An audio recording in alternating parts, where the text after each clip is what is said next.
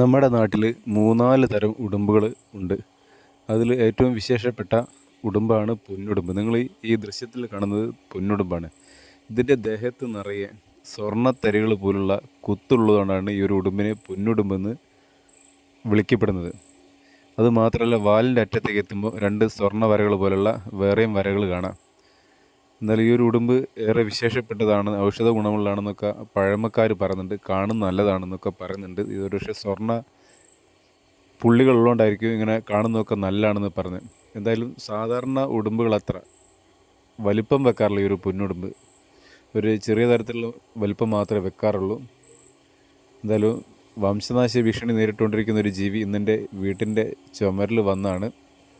അപ്പോൾ നിങ്ങൾക്ക് കാണിച്ചു തരാൻ വേണ്ടിയിട്ട്, പറഞ്ഞു തരാൻ വേണ്ടിയിട്ട് എടുത്തൊരു വീഡിയോ ആണ്. എന്തായാലും വീഡിയോ ഇഷ്ടപ്പെട്ടാൽ ലൈക്ക് ചെയ്യുക, കമൻറ്റ് ചെയ്യണേ.